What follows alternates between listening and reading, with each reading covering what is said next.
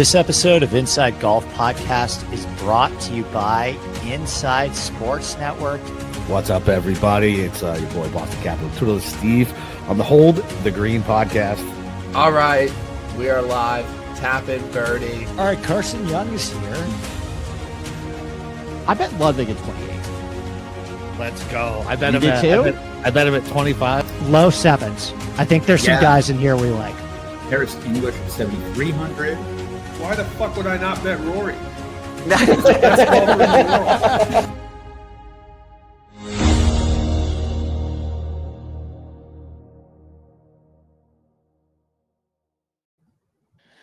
All right, Monday. I guess it's early afternoon for you on the East Coast, and the Indian Open is off the board. It's gone. Right.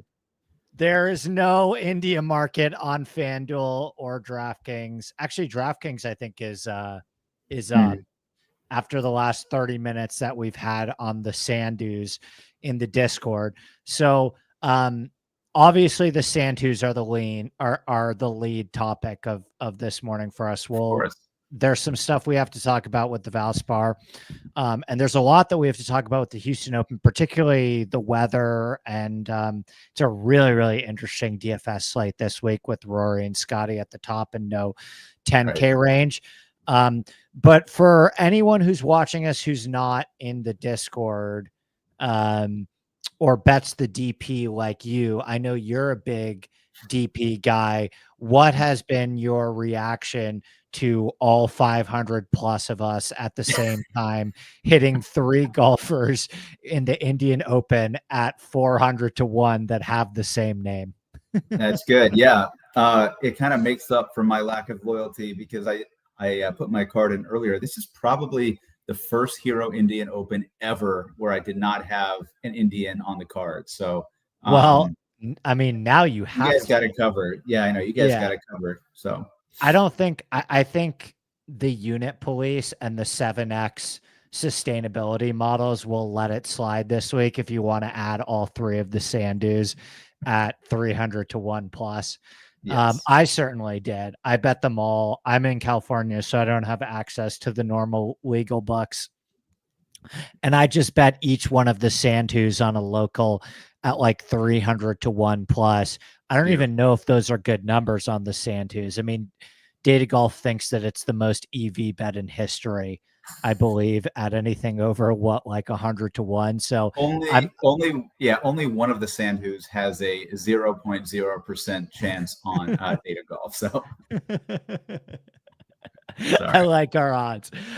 Okay, so let's I didn't get to talk to you about the Valspar yet in terms of your thoughts from the week. How did things shake out for you? It was another brutal Sunday for me with Bud Colley and Jacob Bridgman. I thought were really great bets. Like I was proud to get them there, but it was just another week where so close but no cigar. Pretty similar outcome. I had Riley and Lowry, who both went into Sunday in the top five. I got a little hope when Riley chipped in for Eagle there on Sunday, but Lowry, exceptionally frustrating. How this guy continues to just be in the top 10, top 5 every single week, not get across the line because of his putter. He actually didn't chip the ball well at all this week either, which I thought, with missing this many greens at Valspar, I thought that would favor a player like Shane Lowry with his short game, but he really struggled. But really cool finish for this event that, has gotten squeezed between all the Florida events, all the signature events. For them to get Hovland versus JT is a pretty good outcome. I talked about it a little bit on the Sunday show, and I'm pretty proud of how we at ISN handled the weather this week, although I have some regrets about how I handled it personally as a DFS player. What's your overwhelming takeaway from the week, and how what do we learn from this for the future? What did you learn from this? Are you happy with how your process, are you happy with how your process played out in actuality? Yeah, I think so. I think like we talked briefly about last week on the show. I am not a big weather guy. Well, sorry, I'm not a big wind guy. I'm a big weather guy. If there's rain and other things coming through, like I think that is something that you can deal with. It's always windy in Florida. It changes quickly. Like I did not want to overreact to that. It happened this week, which I think was a little bit more challenging, that it seemed like all the good players were in the quote unquote bad wave, right? And so like you couldn't avoid all of them. Like you can't fade Hovland and JT and Zalatoris, and like it just became really hard if you didn't want to have the same Fleetwood Straka lineups that everybody else had. But yeah, I mean, no regrets there. I was never getting to Victor Hovland this week in any format. So, praise those who did. He was never going to be on my radar here. Shout out Golf's tips checker in the chat. We are going to get very shortly into some tips predictions. I already have made a couple bets on Sunday night. I know you always have your card finished by 9 a.m. Monday morning. I have some thoughts, and I'm very curious to see where the tips chart goes this week. I have what I think might happen and a couple guesses in terms of who I think are going to be pretty popular. I know that I can Vic lap the CLV on the bets that I told people to make on the Sunday pod. I knew those were going down big time, and that's basically the only Vic lap I've got going for me right now in the outright market is that I can still consistently get CLV on my bets because I can move the market a little bit based on the Sunday podcast, all for them to make me $0 at the end of the week every single week. Is there anything else from Hovland and JT that you want to touch on before we dive into Houston? I think that we are now in full-on Masters season. So I think anything that happens on the PGA Tour between now and I would say Houston and Valero as well are all going to be put in the context of how this affects the Masters. Sure. And does what happened with either Justin Thomas, Victor Hovland, or anyone else you saw this week change your opinion on them demonstratively about whether or not they can compete at Augusta in a couple weeks? No, I don't think so. We've been bullish on Justin Thomas all year, I think. We have a lot of folks in our Discord holding 55 to 1s on him from our December preview.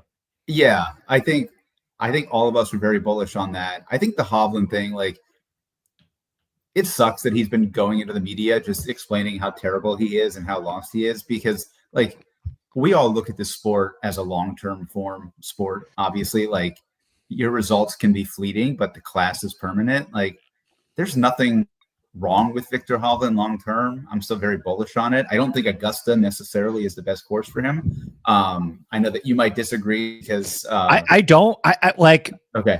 I don't disagree. I mean, I suppose I do disagree in theory in the sense that if Hovland has his best stuff, then Augusta is a great spot for him. But I think there are far better courses on the PGA Tour for Victor Hovland than Augusta. I mean, and we'll talk about this week with Houston, but I don't really like Victor Hovland on golf courses where there's a ton of short grass around the greens, because I feel like he becomes his own worst enemy in those positions, and he struggled around the greens significantly at Augusta.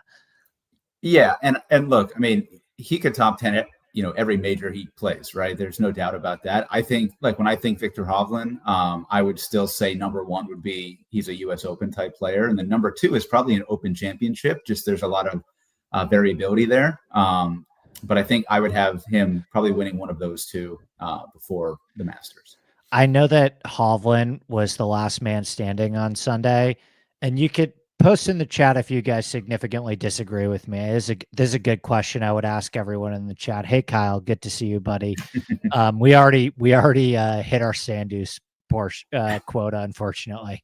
We're well past the sand dunes into whether or not who can win the Masters, but I know that's the type of content that you love as well.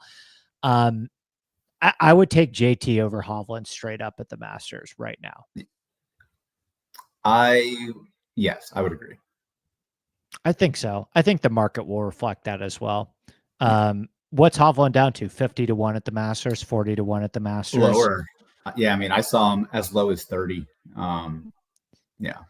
I'm just going to tell people I went to the Masters last year and I didn't see a lot of different people. Like I really focused on watching and following two groups. Like I spent a lot of time watching Rory and Ludwig at the Masters last year. Hovland on the range at the Masters last year on Wednesday afternoon will stick in my brain for years to come because I was gearing up that week to talk about how I thought that this was like a super good low owned buy low spot for Hovland coming into the Masters. You know, he wasn't in very good form heading into the Masters last year. I mean, it was somewhat similar form to the form that he was in right now entering the Valspar. And he just looked so like it was a type of situation where there were just too many cooks in the kitchen. Like he was his own worst enemy on that golf course. Like the things that he was practicing on the range felt so far off from like how a player that's ready to win the golf tournament and just get the ball in the hole felt so far off than like the way that Scotty Scheffler was practicing that week. So as it pertains to Hovland, his comments and going forward at the Masters, I would say that I'm cautiously optimistic. I mean, the quotes that he still gave were insane.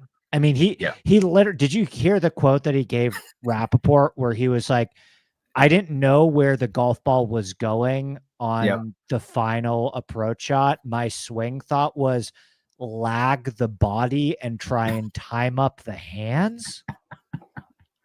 Yeah.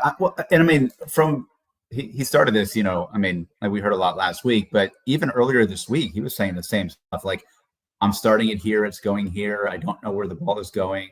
And then lo and behold, he wins. So that's crazy, Dave. If Vic's down to 22 at Augusta. Anyway, let's talk about the Houston Open because I love this event. I would sell my soul to the devil for an outright or even like 10% of the success that I had at the Houston Open last year. It was my most profitable week of the season. Tony Finau missed a 3-foot putt for me to win the vaunted $100 single entry.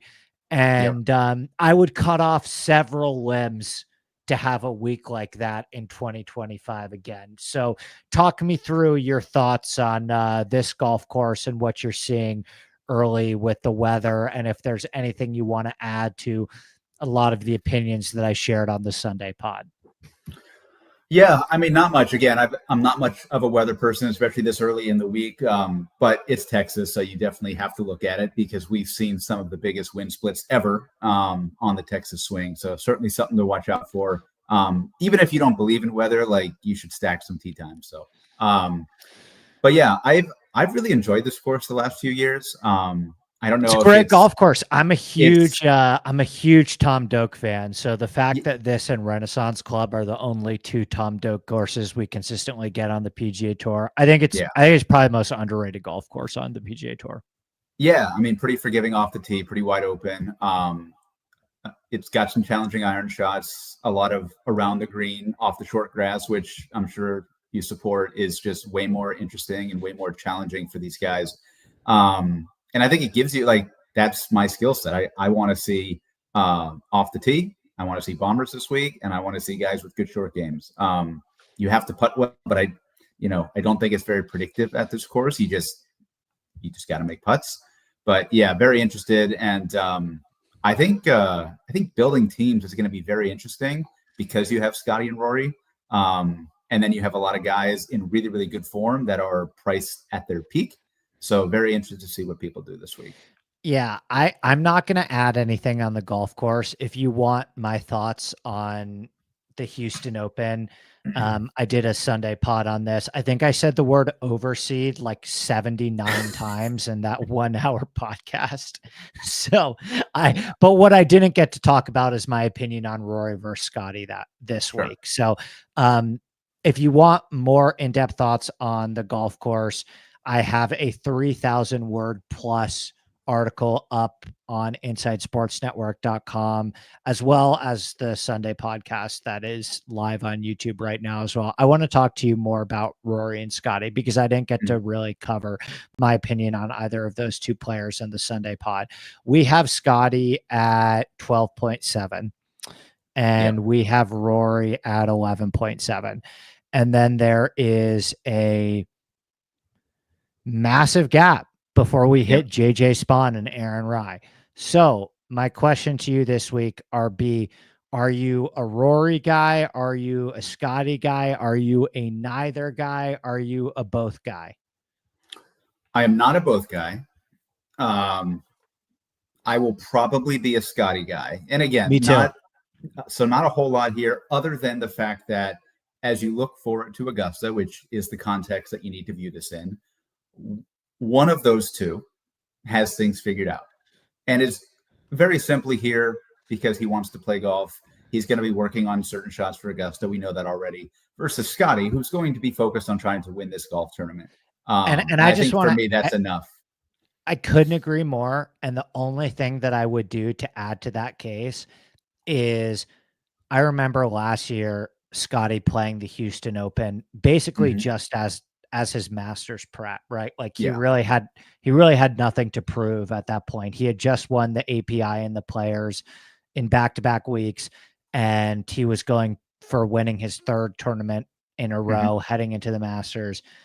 And he was so angry that he didn't win the Houston Open, literally in between winning both API and the Players, two signature events with significantly higher purses. And then he ends up winning the Masters. And then what continues to be like the low-key most impressive move of Scotty's season last year is that he won two signature events after the week after majors as well, including the Heritage. So I guess to illustrate the broader point that I'm talking about is I'm not sitting here saying that Rory isn't trying to add a Houston Open trophy to his resume. Has he ever won in the state of Texas? Has he ever won the match play? Because I think that would really be it. No, I don't think so. I don't think he's won the match play. No.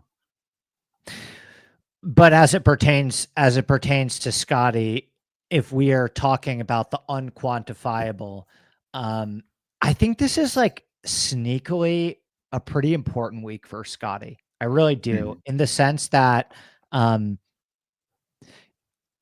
think if Rory outperforms Scotty this week, like really outperforms him, I'm not even necessarily saying that Rory wins and, Scotty finishes T7. But if we see like a great Rory performance again, even if he doesn't win, and if Scotty disappoints for Scotty, which I think at this point is like, if Scotty doesn't finish in the top 10, it's kind of like Scotty's playing well, but a few minor details off. If Rory kicks Scotty's ass this week, do you think that they have the same odds at the Masters? If Rory kicks his ass. Not at the Masters. At Quail, yes. At the Open Championship, yes. Not at Augusta. Fair point. I'm not saying I disagree. I think there's too much there from Scotty. And like, I think the other thing about Scotty is in this slump, let's call it, where he just hasn't won, where he's coming off of injury, the ball striking is still elite. He's still there every week. And like in this field, what's his floor? 9th? 8th? I mean, he's going to be there. Like for DFS, he's going to be there. For sure. It's still, if we're being fair about this, it's probably 25th. Like if he can finish 25th in Phoenix, he can finish 25th here. This isn't a better golf course for his skill set than Phoenix was, but I largely agree with you. Like I thought that Phoenix was the outlier, and if Scotty Scheffler has a really good week, he's going to win the tournament. And if Scotty Scheffler has a bad week, at worst, he's finishing he finished 20th at the Players. There's a much worse field though. However, I will say this about the Houston Open. this golf course doesn't test accuracy at all. With the Correct. It does overseed, shrink his advantage a little bit. I would agree there. And I still personally prefer Scotty Scheffler this week over Rory, just because I think the pendulum has swung too far. Although, in fairness, RB, it's not like the market is really reflecting it that much. Like the market is the market still has Scotty Scheffler at 12.7 in pricing and Rory at 11.7 in pricing.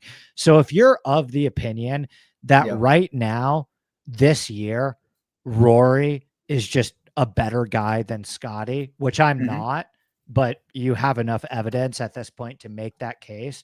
But if your opinion is that in 2025, Rory is just going to be a little bit better than Scotty, and Rory's going to be number one and Scotty's going to be number two, you actually still have an argument that you're buying early on Rory being the best player in the world this year. Yeah. And one major could flip this, right? If neither one of them wins Augusta, but Rory beats him and then Rory wins at Quail, I think we're there basically, right? Of who the current best player is. But yeah, like there's just a lot going in Scotty's favor. Like I think variance is going to come back his way. Sort of, you mentioned the bad result in Phoenix with the tie for 25th. There was some weird short game stuff going on that week. I trust him on these surfaces. He's one of the best on these short around the green surfaces. Obviously, we'll be very comfortable playing here in Texas. So it is Scotty for me this week. Absolutely. It's Scotty for me too, but here's what I would say. Like if we are, let's go through it. So I talked about in the Sunday preview that there's three main skill sets.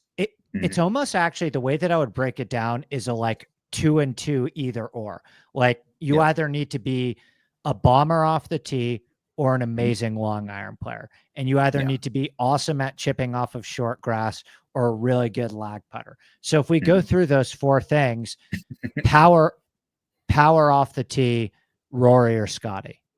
Rory. Long iron play, Rory or Scotty? Scotty. Agreed. Rory did gain 7 strokes. It's close, but Scotty over anybody. It's still Scotty in my opinion. Okay, short game expertise and chipping off short grass. Scotty. Yeah, it's Scotty, but like Rory's awesome around the greens at Augusta. Like Rory's awesome around the greens at Quail Hollow. Rory off of short grass. Yeah. You know what another really good comp is for this, RB? And I was there in November playing this golf course. Congaree. And this and Rory won at Congaree too. Congaree is driver heavy, long iron intensive. I don't think it was overseeded to this level. I think that Bermuda was a little bit more active when they played it last time in 2023. But in terms of like, I remember at Congaree, big undulating green complexes, tons of short grace around the greens. Like there's virtually no rough at Congaree whatsoever. And there is, I'm telling you right now, because we already have our stick man at the course, there's no rough at this place. None. I mean, it's just going to play completely wet. They're getting a ton of rain on Thursday and Friday to the point where we may even see delays. So the golf course is going to play insanely long.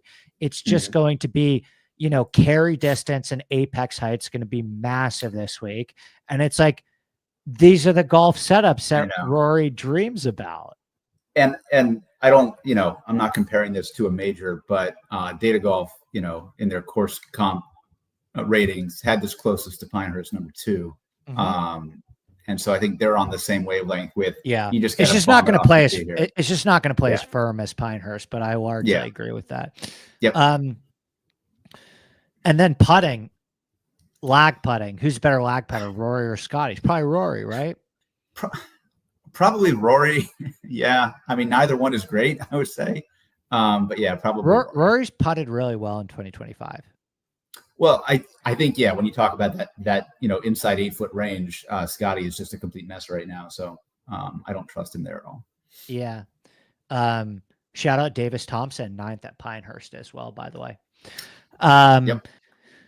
So yeah, I mean, I think we laid out a pretty good case of Rory versus Scotty this week. It's pretty close, in my opinion. I think my biggest reason for Scotty over Rory is like statistically, I think they're pretty similar right now in terms of their fit on this specific golf course. I don't think this is a better golf course for Scotty Scheffler's skill set necessarily than it is for Rory, or a better golf course for Scotty Scheffler's skill set than Bay Hill or TPC Sawgrass is.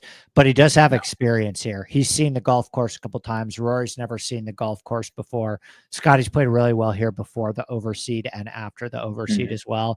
But I actually think the overseed didn't hurt Scott. Scotty was a better fit for this golf course prior to the overseed, in my opinion. Okay. 9K range. Once you get past Rory and Scotty, and how would you assess this? And how would you what do you think your exposure would look like? Like, I'm thinking in my head, maybe this week I choose one of Rory, Scotty, and I play Rory or Scotty in 50% of my lineups. And then the other 50% of my lineups, I go super balanced, right? So what would your lineups look like starting at the 9K range, taking a more balanced approach? Yeah, so I'll start with, I bet 3 of these guys this morning. So I guess we'll start there. Rye, Minwoo Lee, and Jason I like Day. Minwoo Lee. I do too. And I feel like there's a lot of steam out there, at least with people who bet him. I don't know if he'll be overly popular, but lots of Minwoo tickets out there. But yeah, you talk about a guy who absolutely bombs it, always play Aussies in Texas in the wind, and a guy who is really, really elite around the green. That's Minwoo Lee. Aaron Rai doesn't necessarily have what we're looking for in that skill set, but he is just an awesome player. He also makes up for it with the long iron play, right? Like, why does Aaron Rai play well at Torrey Pines and Mexico? Because it doesn't matter that he's hitting a 5 iron into some of these greens when other players with a higher carry distance are hitting a 6 or a 7 iron. Aaron Rai is better with his 4 and 5 iron than most players are with their 6 and 7 iron. He gained 9 strokes on approach in Mexico, which is the most bomber friendly golf course on the PGA Tour. And he's been the best around the green and on the greens player here the last 2 years. So there's something about this golf course and these green complexes that he likes. He's a borderline top 20 player in the world, right? I mean, he's probably the 3rd best player here behind Rory and Scotty, I would say. He is. He's on the. He should be on the Ryder Cup team. I mean, Beth Page is super long iron intensive. You've a bunch of long irons at Beth Page. You can't leave Aaron Rai at home. I agree. Yeah. I think so. Yeah. I mean, I think Rai, Minwoo Lee, and then Jason Day. I'm not worried about the withdrawal from players because they said it was just an illness, not an injury. Unlike Wyndham Clark, who seemed to be struggling with something in the neck shoulder area potentially. By the way, I can shed some light and give some. I have no interest in being like a reporter or a newsbreaker, but I am happy to share with the wonderful 745 people that are watching right now that Finau is not right. Yep. I was off of that anyways. I mean, did you listen to the Sunday pod? I did. Yes. It's the biggest thing I've done in my career by far is that Finau pod, which is like a huge cell phone because, like I said in the podcast, like my girlfriend literally accomplishes something more important than I've done in my entire career every single day. But let's just say the Finau pod made a difference in that man's lives and the lives of the people that are also affected by that situation. And that guy's dealing with fucking shitstorm right now. Sure. It's an amazing course fit though. I think, well, yeah, I mean, he's shown it here. So, and I think that's going to boost the ownership. Like, he is not playing well enough where you should be going there at this price, but people will look at the course history and, he's an easy number 2 if you're clicking Scotty or Rory. I think if you click Scotty, it's much more difficult to grab Spawn or Rai or Minwoo Lee or something like that. So I would say I am out on Wyndham. I am out on Tony Finau. I am out on Sung J M. Everyone else in that range I would play. Probably won't have much Spawn. Again, I just feel like you are buying at the absolute peak of the JJ Spawn crypto market, and I do not want to be there for that. Totally agree. Spawn does not have my interest at all. I thought Spawn was I thought the players was a perfect spot for Spawn. Shout out us for playing him and DK. Shout out BK's amazing 100 and whatever, 20 to 1, 50 to 1 bet. TPC Sawgrass is a precision second shot golf course. This is a bomber around the green golf course. JJ Spawn's carry distance isn't anything to write home about. Of course, that he can make up for it with his long iron play, but I wouldn't even consider JJ Spawn like an elite long iron player in the same way that Aaron Rye is an elite long iron player. I think just like we talked about last week with Smalley, I think this is a perfect sell high spot on Spawn. You can have Jason Day. Okay. Is Wyndham healthy? Because that, I think, is one of the keys to the slate, in my opinion. Yeah, I mean, withdrew from the players, didn't play TGL. Hasn't really been great anyways. Hasn't been great at this golf course. He was good last year. He's fine last year. He did. Yeah, I mean, he was tied for 31st. So at this price, by the way, like the second highest player on the slate. So exactly. Yeah. So I just don't know. Yes, I just feel like everybody else here is playing really well right now, even below. Like you look at the guys who are coming up next, like there's a lot of good options here. And I don't really want to gamble on an injured Wyndham Clark. I think that I'm going to try and garner some more information on Wyndham as the week progresses, because I think I'm a little bit higher on Wyndham's course fit than you are. We're going to talk to the stick man. We'll have some coverage on the course. That's going to be the number one guy that I'm going to send the stick man chasing, because this golf course, like the way that it's presented right now, is exactly like Quail Hollow.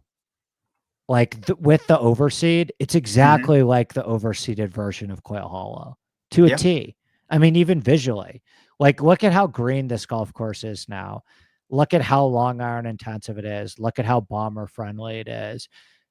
You know what other golf course RB is long iron intensive, driver heavy, has a lot of room off the tee, and has a shit ton of short grass around the greens. I'll give you an example of this. It's basically right outside my window. LACC. Yeah. It's the same thing. It's the same type of golf course. Sure. It's short grass all around the greens.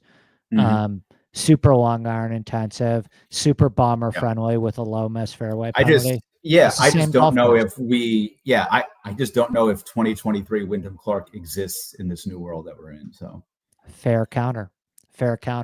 Let's talk about the eights. Give me your favorites in the eights and one guy that has a 0% chance of winning. Jim Smith. Yeah.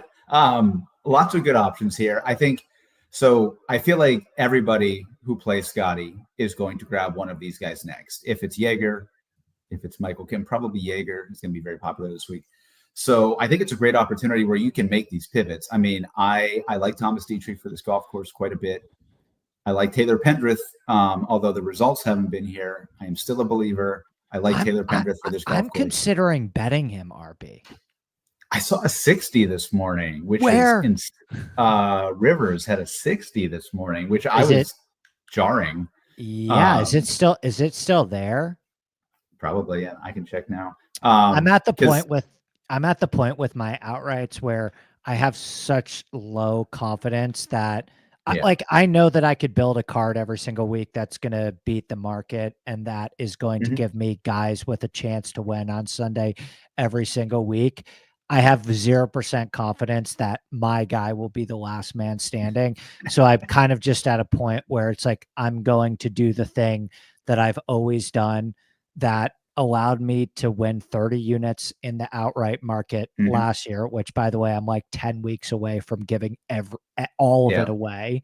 And that is betting the players that are long-term buys for me at their course fits. And Taylor Pendrith falls into that category perfectly. Yeah. I mean, you look at this course, you look at Quail, you look at Rocket Mortgage. Like it's all the same guys. Like it's the Finaus, the Jaegers, the Pendriths, the Wyndham Clarks. Like that's what you want. He's down to 50 there, but again, like I think that's still a good number. He's longer than Jacob Bridgman. Can we just chill for a minute on this Jacob Bridgman stuff? Did you bet him last week, RB?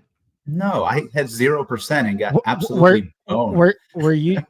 I know I bet the outright and faded him in DFS. Were you tilting? Because I'm always rooting against the Bridgman guy. And I kid you not, RB, I didn't watch a lot of this golf tournament I didn't watch any of the golf tournament on Sunday. Really, so I don't actually know how he held up on Sunday. It seemed like he gave a lot back the second he was like super close to the lead, and then kind of actually did a decent job saving face at the end. Mm-hmm. But like the sustainability models for Bridgman, he had gained like 8 strokes putting heading into Sunday.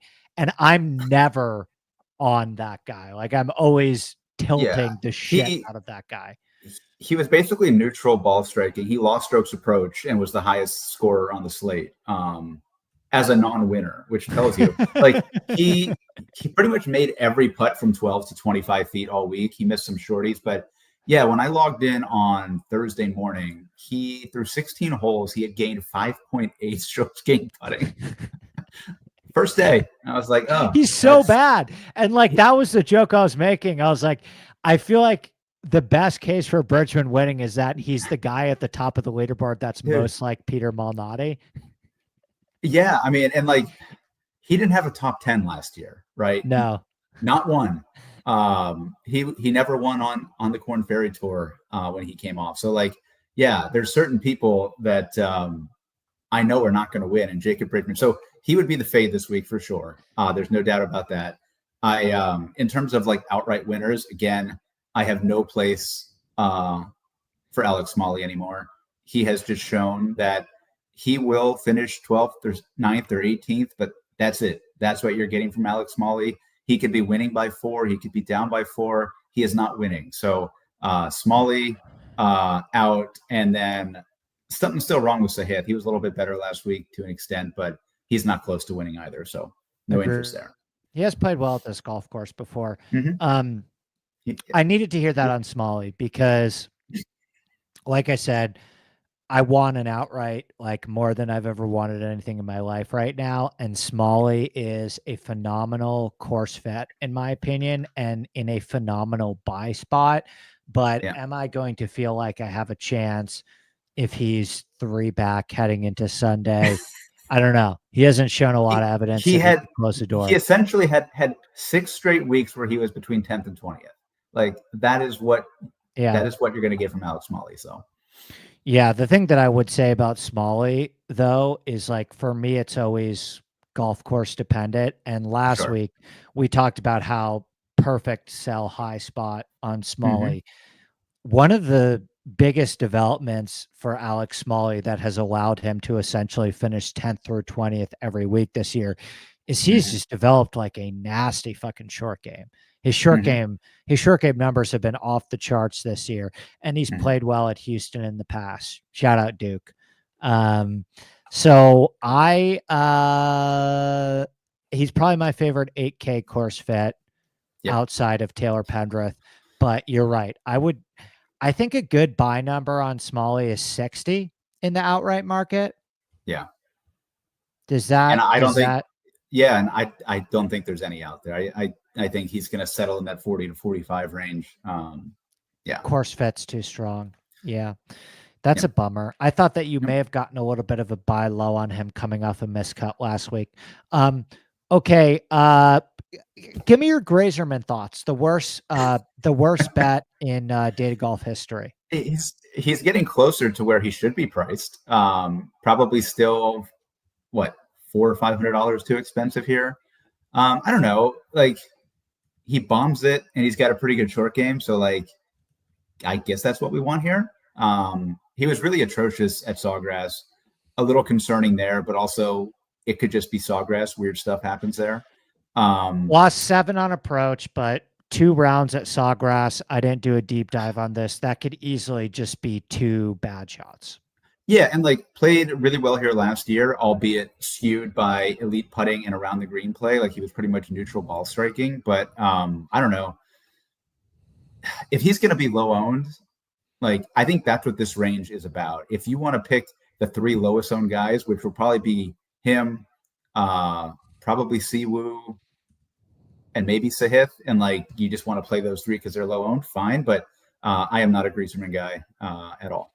I'm not a Greaserman guy at all either, as Dave knows and likes to point out.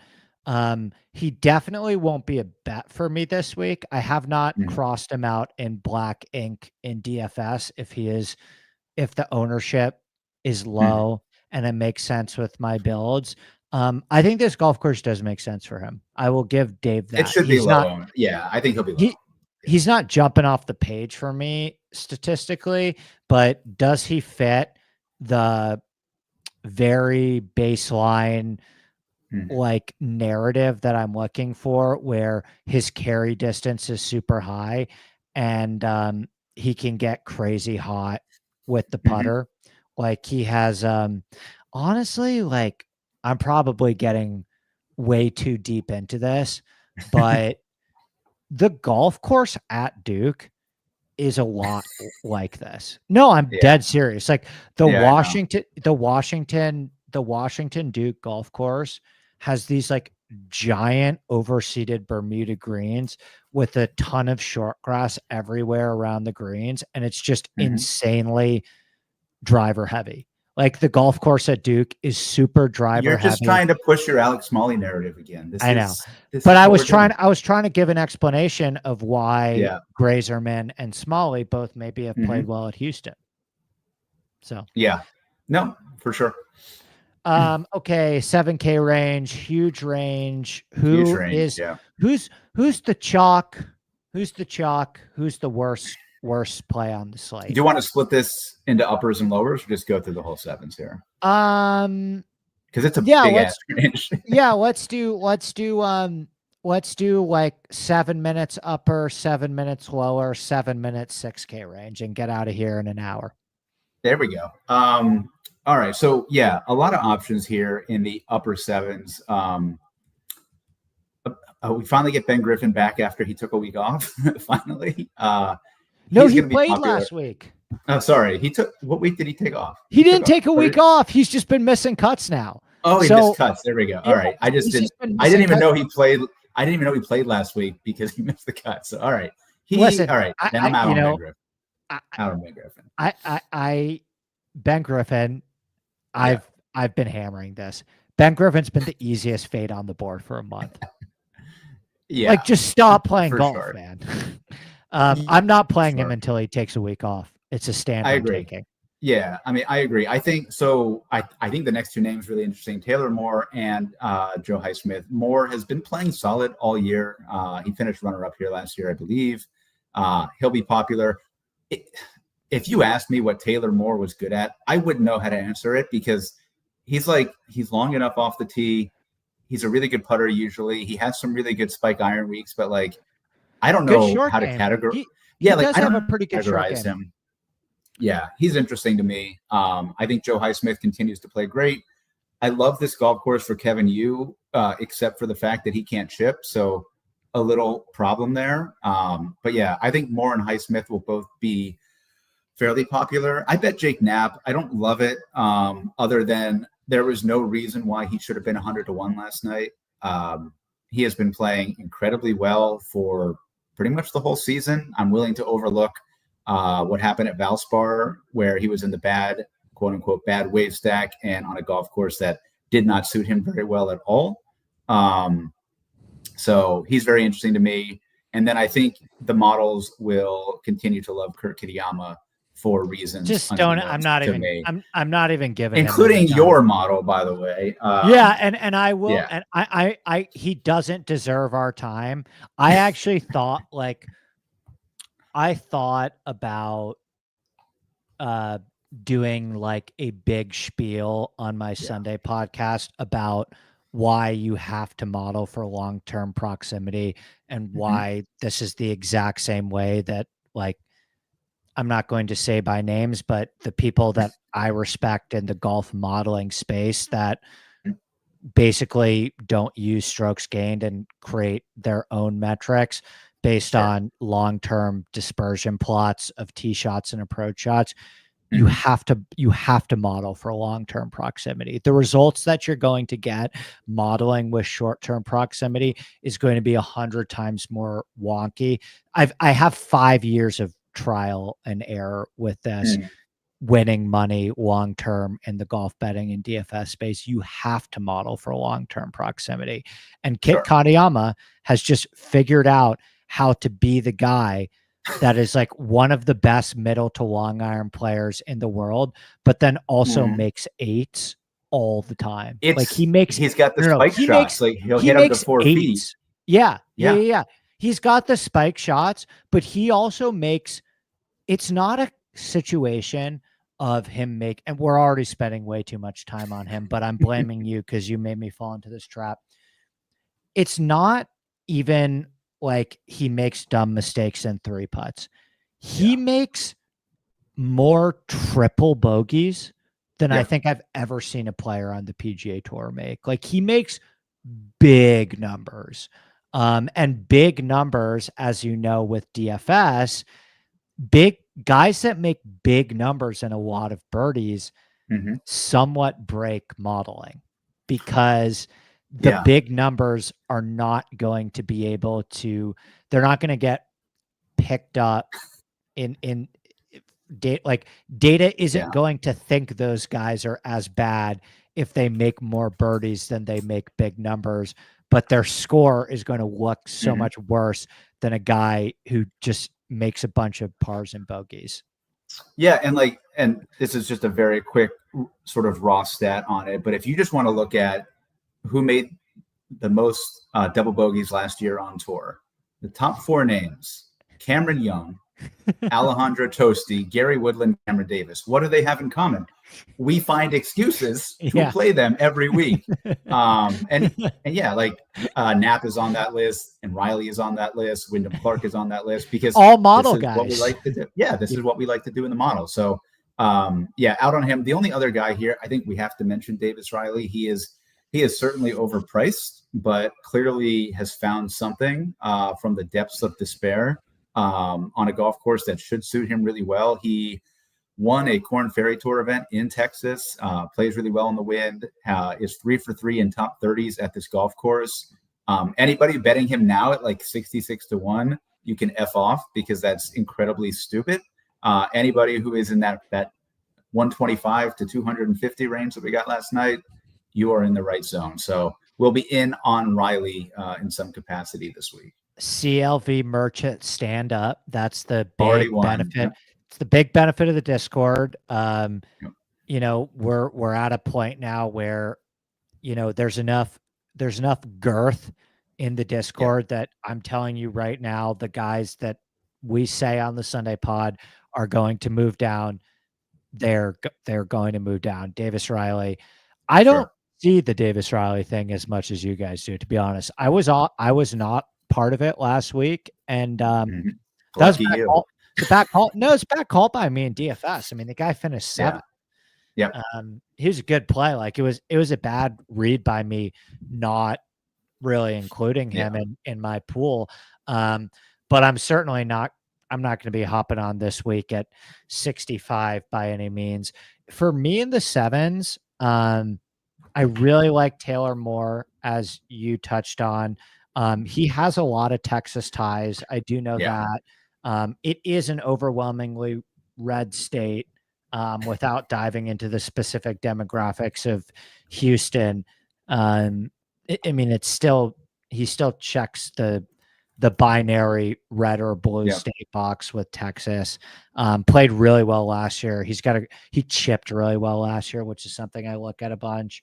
And then the only other guy that I was looking at in the high 7s, like big time, and I need to do a little bit of a deeper dive on this when we finish the pod. You know who low key checks the boxes that I'm looking for big time is Patrick Rogers as him. I was just going to say, there's going to be one of these events that like Patrick Rogers just wins by 3. And we're like, oh yeah, it's a bomber's course. You need a good short game. Like, yeah, Patrick Rogers seems like a good guy. Yeah, absolutely. I could see it. I'm not going to go out and say Patrick Rogers is going to win the whole damn thing. But like, if you look at the leaderboard of Houston last year, I mean, all of these guys, Taylor Moore, Jaeger, Dietrich, these are all Patrick Rogers clones. Okay. They're all like, it's all bomber short game. I think Patrick Rogers, but give you guys great nugget. Try and save these bangers, like the Benny on bangers for the Wednesday stuff behind the paywall. I think Patrick Rogers is a super sharp play this week. I agree. Yeah. What about Harris English real quick? He doesn't fit it because he doesn't have good high carry distance, but I feel like there is 100% going to be one guy in the top 10 this year, RB, that gains 5 strokes around the greens and 5 strokes putting and finishes 5th. I just feel like he's fucking clocks to it. I feel like he's already done that this year, like multiple times. So he's like not due to win on short game like he did at Torrey Pines. Like he was just making every putt. He got up and down all the time. Don't love this golf course for him. I would counter that with, another guy who I think we've seen the long form talent that I know you believe in. Really good short game, really good wind player, above average driving distance, above average irons. What about Seamus Power? He was low key 8th last week at Valspar, gaining in all 4 categories. I've been waiting for that spike week because he's been like a top 25 merchant for a while now without ever contending. I feel like he can contend here. Big Rishi guy. I like Seamus quite a bit. I need to do a deeper dive on him. Dave, I'm probably going to need to see a little bit more on Cam Davis, but I get him in theory. Like, I think that this is the type of golf course that Cam Davis should have some success at. Nick, I've never been a huge Nico's guy, and it's been a blind spot for me. I didn't have any Nico etch last week at Valspar, and I wish I did. So is Cam Davis in the field, or is that a giant troll? I don't know. Is he not playing this week? No, he's not in the field. I was very confused for a moment. Dave, that's a good thing. View that as positive. You don't have to worry about Cam Davis this week. There we go.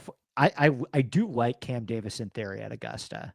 I do feel like he's a very good, like Cam Davis first round leader at Augusta, like Hojgaard as well. Mark, any thoughts on Mav this week? I've been fading Mav for the past couple of weeks, and it's been one of the easiest fades on the board. I'm certainly not going to buy back in now. Yeah, I mean, he is a West Coast merchant. I do think the talent is there where he can pick this back up. But, not a Florida guy for me and not going to be a Texas guy for me either. Okay, give us favorites in the low 7s. You could mix it in with 6K guys as well. Yeah, so again, big range here in the low 7s. I think, so let's start with the chalk. And I kind of expected it coming in. Data Golf has now confirmed it. Andrew Novak and Sam Stevens at 7,300. Guys we've been playing all year, guys who've been in really good form. I probably like Stevens a little more than Novak this week, but I think both of them are going to be exceptionally popular. So, if you're playing guys that we've already spoken about in the other ranges, I would not pair them up with Novak and Stevens. A few guys here. I bet Matty Schmidt last night also. I think he checks the boxes, bomber off the tee, pretty good long iron player, sucks around the green, but he's a great putter. So it's kind of a weird combination there. That's fine. He did finish one of the two works.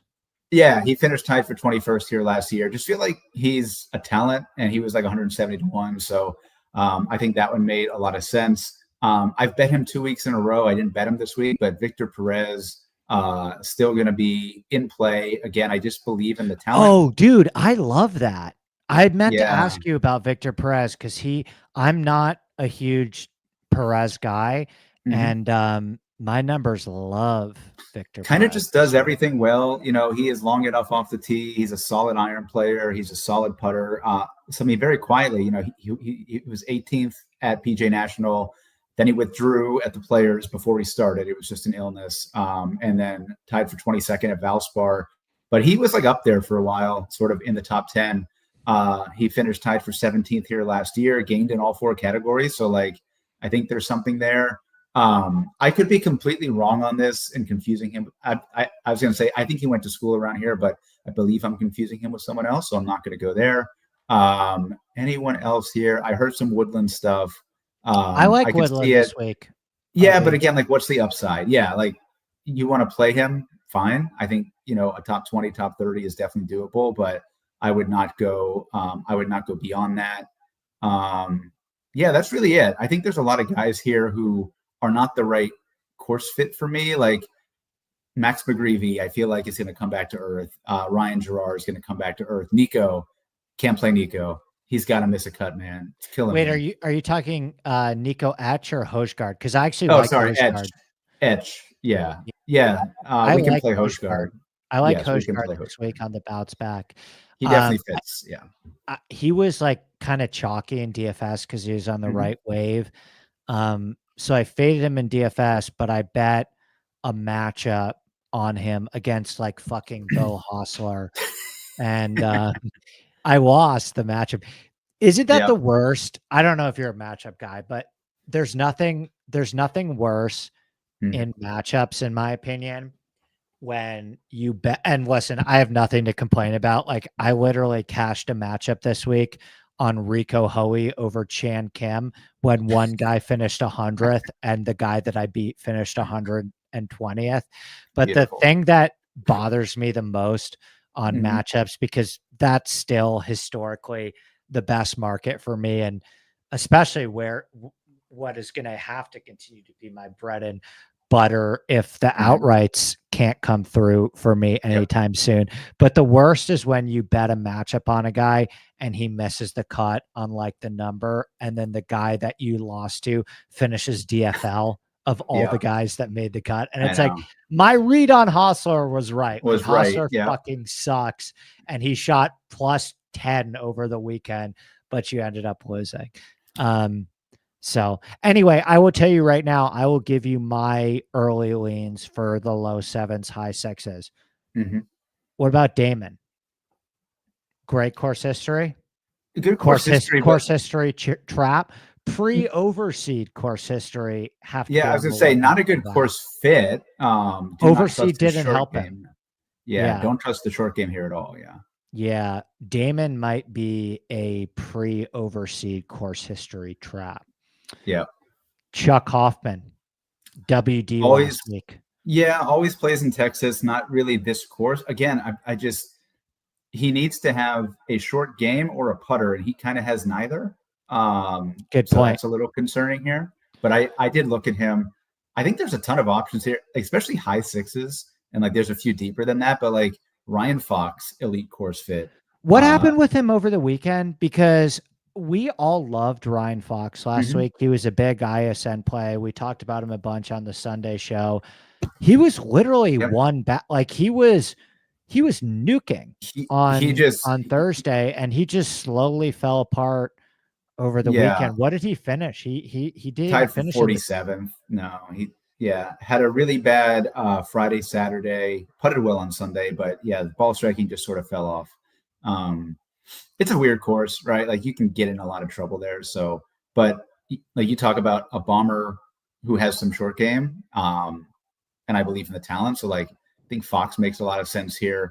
I bet Stephen Fisk. I think he is. I don't really get the Stephen Fisk thing. Can you explain it to me? Because Brian loves him too. Brian was like sweating Stephen Fisk last week, and I was like, my group chat with Brian and Kyle. Kyle bets 7 different tours. So like half the time Kyle is sweating something that's happening on the other side of the world. And Brian kept sweating Stephen Fisk last week. And I didn't know that he was playing on the PGA Tour. Like I thought that it was a Macau bet that they had made. Yeah. So it's not even like, yes, he's playing really well right now. He finished 4th at Puerto Rico, top 20 in Mexico, which again, a bit of a comp course here. I was more impressed. He was a top 3 player for me coming off the Korn Ferry Tour last year. in a really good class. Like he was up there with Phillips and Salinda, a bunch of top fives last year, won an event. So I'm just a big believer in the talent. He bombs it off the tee, not a great putter. So that's a little interesting, but I think again, for a guy who's like 200-1, fine. I think he's interesting this week for sure. Oh, RB, I have a good little Korn Ferry Tour nugget for you. Let's do it. I was playing golf in our member yesterday, and he used to be the caddy master at our club, and I struck up a really good friendship with him. His name's Ernie. He's just a phenomenal guy. Like he was the caddy master at our club, was a longtime caddy, got promoted to caddy master. I played a lot of golf with him. We used to go out at like 5 p.m. on a Friday afternoon and play 9 holes. He left our club to go be a caddy on the Korn Ferry Tour for a 40-year-old player named Ryan Blaum. Are you familiar with him at all? Also a Duke player, is that right? I think you're right about that. I think so. Yeah, he's a Bermuda merchant, by the way. Yeah, I thought that when I heard the name, I thought that he was the baseball player. Braun. Braun. Yeah, Ryan Braun. Isn't there like a bomber too? Ryan something. Ryan Brem. Yeah, that's what I was thinking of. I kept thinking it was Ryan Brem. I was like, oh, Ryan Blom. So Ryan Blom is an OG DJ DFS guy from like 2015. He's 40 years old, RB, and my boy is now his caddy. My boy is his caddy now, and he's like, yeah, we're grinding every week on the Korn Ferry Tour. They were just in fucking Panama together or something. Anyway, point being, I was talking to him last week, and I was like, what's life like on the Korn Ferry Tour? Because he was in LA this past week because it's an off week, and the team that we were playing in the member used him as a caddy. They called him as a caddy, which is an unfair advantage in my opinion, but whatever. Yeah. And so I was talking with him all afternoon, and I was like, all right, like who are the guys that are striping on the Korn Ferry Tour right now? Like who are your biggest? Who do you think is going to graduate from the Korn Ferry Tour soon and like be a low key menace for us to be early on? And he was like, Justin Suh is the best player out there right now. Like Justin Suh, it's a different sound that Suh is making when we play with Suh. Like Suh is fucking so filthy. And I don't know if the scores are lining up totally yet with his talent level. Well, he just won a couple weeks ago, so he's coming around. Yeah, no, but he was like, I'm telling you right now, Suh, can you bet the Korn Ferry Tour week to week? Yes, I can. Hard Rock usually has it up. Okay, well, he told me he'd give me great info anytime we wanted on Korn Ferry stuff, but he was like, watch out for Justin Suh. The guy, like, if he keeps us, like, he's going to win the Korn Ferry Tour Player of the Year, all that bullshit. Johnny Newman, any interest in Ventura 6.6? Not for me. Anything for you? No, I mean, in theory, yes, but no, the short game is way too bad. I'll just rattle off a few other names here. So Mac Meissner. Played him last week. Yeah, still playing really well. I believe he went to SMU, if I have that right. He actually has a brother on the Korn Ferry Tour who will probably get his card. So we will have a Mitch Meissner and a Mac Meissner. That'll be fun. Big flop lag opportunity here on Danny Walker. Basically, they like tripled his number from last week because he missed the cut at Valspar, even though his iron play was great. I mean, we just saw this guy contend at the Players Championship. He can play anywhere, and he's like 250-1. I like Danny Walker. I could see the Toasty argument. I probably won't get there, but again, the vision is there. I will say Chandler Phillips in play. I will say Sammy Valimaki in play. And then it pains me, but I think I'm going to click some Taylor Montgomery this week. You're insane. I'm insane.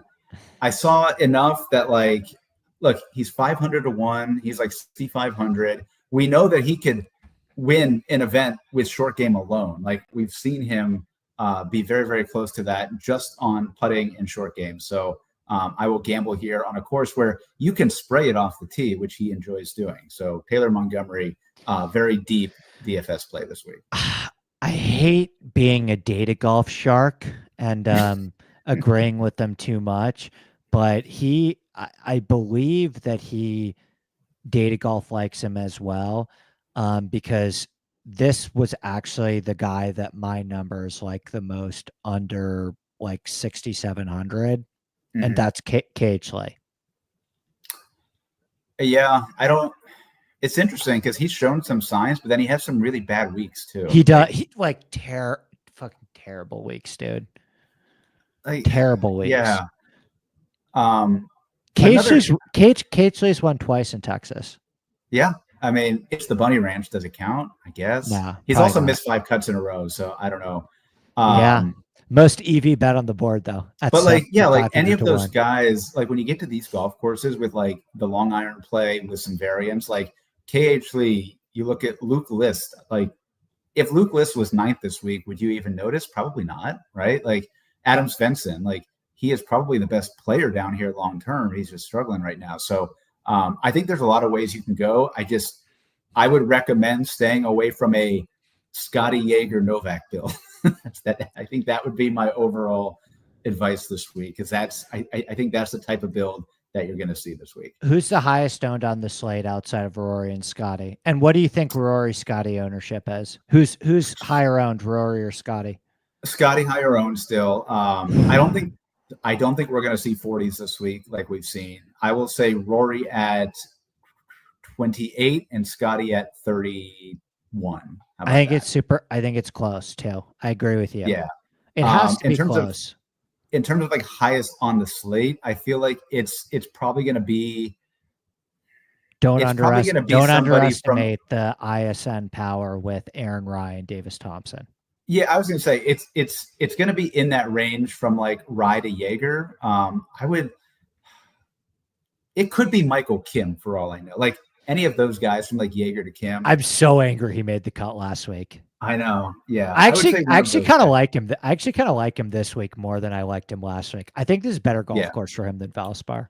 Yeah. But like we might see like a 20% Andrew Novak also. Like that's not the highest on the slate, but like you might see some incredibly high owned guys in the 7s when there's like 50 golfers in the 7K range. Like it's not even a good Andrew Novak golf course. Like you play Andrew Novak at like short positional second shot golf courses. This is bomber short game. Yeah, I would play Sam Stevens over him for sure. So me too. Yeah, a lot of ways you can go this week, but yeah, bombers and short game. Let's do it. RB, cheers. That was brilliant. Great show. Tight. I think we packed a ton of info in there. And it was a pleasure as always, my friend. Hey, if you guys like this show, give us a thumbs up, like, and subscribe. That stuff means a lot to us to continue to provide all of this free info. And if you like what you're hearing and you want an even further level of analysis and to find out the guys that we all will end up being on and the best ownership projections out there, InsideSportsNetwork.com. We would love to have you. If you sign up for a month now, you get everything through the Masters. It's the best deal in golf content for sure with what we're providing. We basically added somebody that is at these tournaments every single week, writing thousands of words on the players he saw in practice rounds and the golf course conditions, and we didn't raise our price. So you get that, the best ownership, all of the Discord. I mean, the sand dues, like we have the most active Discord in the space as well. So we would love to have you join. This is, in my opinion, this is the best time of year to join ISN. Yeah, seriously, right before major season for sure. The best time of year to join ISN because the price will go up in the future. It has to now with like the investment that we've made into all these things, and lock it in now. We would love to have you. All right, cheers, RP. Good job, buddy. All right, you too. See ya later.